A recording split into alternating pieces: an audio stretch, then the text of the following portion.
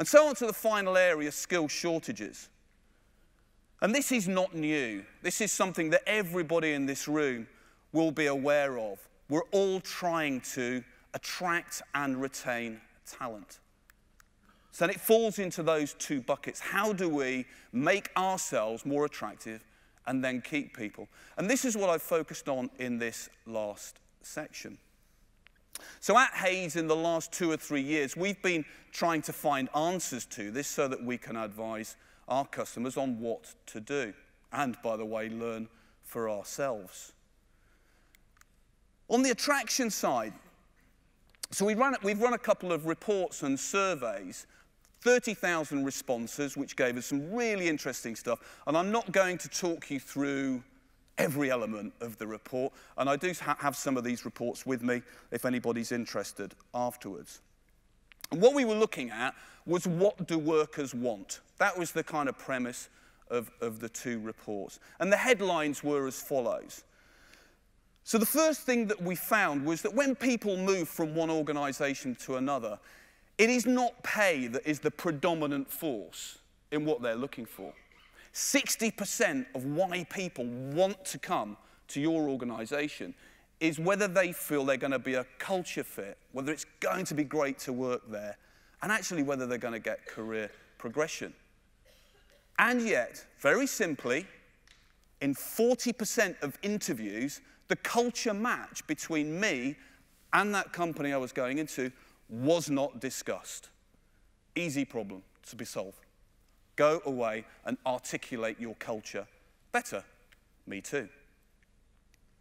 In the second year that we ran the report, we pursued this culture issue a little bit further, and it was still there. People were still not getting the answers that they were looking for. And what we found, so where people go looking for this, they look on websites. I mean, you know, the great thing, it's all out there now, or it should be. So they go looking on organisational websites going, what's it like to work there? And then they look at employee forums like Glassdoor. What are people saying about what it's like to work there? And then despite that, what we found was that 40% of employers were aware that their websites and their management of their employee feedback could be so much better. So on attraction, the key headline was, how do we articulate better our culture? How do we get that articulation better in the interview process when we're engaging people? Because that's what they're looking for. And then on the retention side of things, again, there are some changes going on here. And the thing that is driving the change here is change in organizational structures. So many organizations now are changing from the traditional hierarchical structure of your one-line manager to stakeholder structures where you'll report to lots of different people and be working in project teams. And what that's meaning is that the appraisal system and the ways that we've done things in the past is not always appropriate. And so at Cisco, for example, the global networking company, 74,000 employees have a digital platform on which to give each other weekly, yes, weekly feedback. I have to say, I found that slightly terrifying, that anybody would give me weekly feedback. But no, they have it. And the proof is in the pudding.